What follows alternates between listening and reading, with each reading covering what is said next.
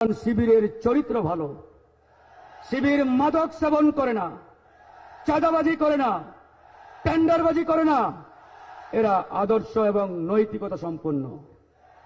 এই হচ্ছে শিবিরের ক্যারেক্টার বাহ্যিকভাবে।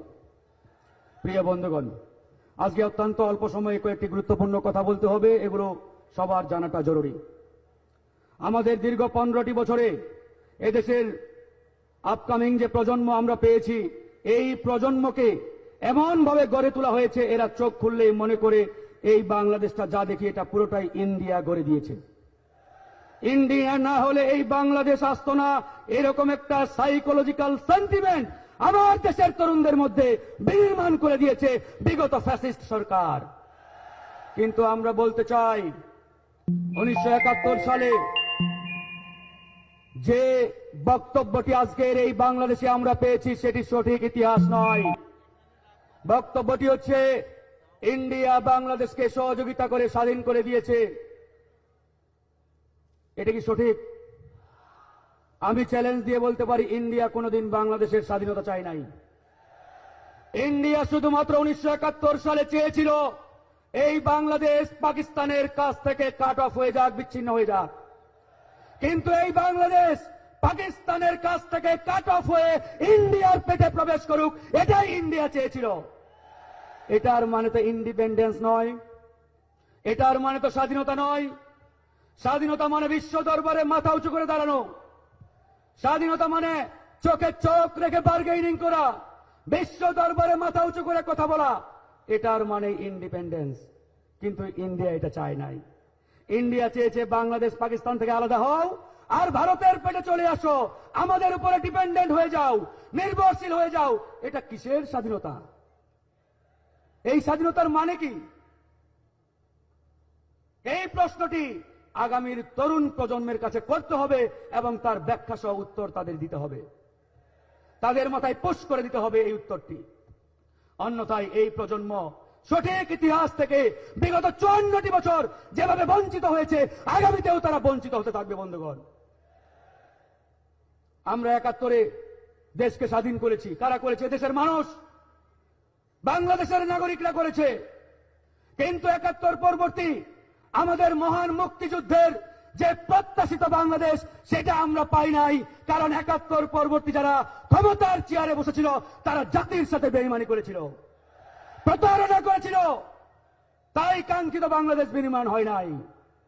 1990 সালে এসে আরেকটি বিপ্লব করতে হলো স্বৈরাচারের বিরুদ্ধে।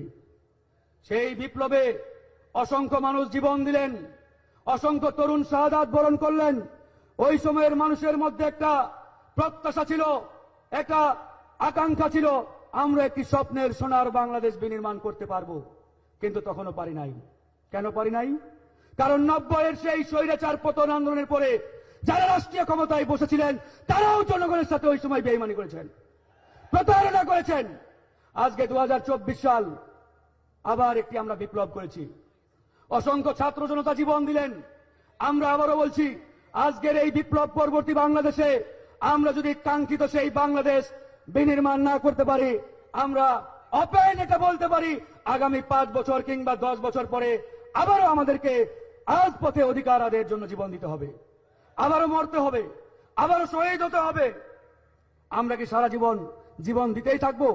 দিতেই থাকবো? আমরা আর জীবন দিতে চাই না, আমরা আর রক্ত দিতে চাই না। বন্ধুগণ, তাই এই 24-এর পরবর্তী সময়ে আমরা এই বাংলাদেশকে এমন একটি বাংলাদেশে পরিণত করতে চাই, যাতে আমরা আগামীতে আমাদের অধিকার আদায়ে রাজপথে নেমে রক্ত ঝরাতে না হয়। সেই সংগ্রামে বাংলাদেশ ইসলামী ছাত্র শিবির, আমি মনে করি, অগ্রভাগে থাকবে ইনশাআল্লাহ। আজকে শিবিরকে অনেক কথা বলা হয়।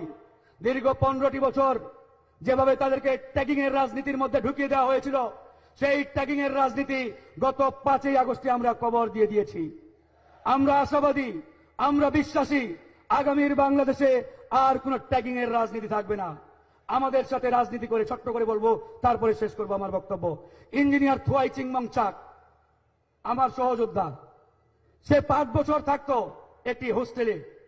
তার রুমমেট সে শিবির করতো, সে জানতোই না। 5 বছর পরে জানলো এই ছেলেটা শিবির। এবং এত অমায়িক, এত ভদ্র, মানে চিন্তার বাইরে। তার মুখ থেকে এই বক্তব্য সে নিজেই দিয়েছে। তার বক্তব্য ইতিমধ্যে পাকিস্তানের টেলিভিশনগুলো পর্যন্ত ব্যাপকভাবে প্রচার করছে। ইঞ্জিনিয়ার থুয়াই চিংমংচাক সে নিজে সাক্ষী দিচ্ছে, শিবিরের নামে রক কাটার যে ট্যাগিং দেওয়া হয়েছিল বিগত 15টি বছর, এটি পরিষ্কারভাবে মিথ্যাচার, পরিষ্কারভাবে মিথ্যাচার। এই মিথ্যাচারের রাজনীতি আগামীতে যাতে আর না আসে, না বিনির্মাণ হয়, সেটি আমরা খেয়াল রাখবো ইনশাআল্লাহ। আগামীর বাংলাদেশ আমরা নবীন প্রবীণ এই তারুণ্যকে নিয়ে একসাথে বিনির্মাণ করতে চাই, একসাথে এই বাংলাদেশকে গড়তে চাই। সবাই আমরা এই সুন্দর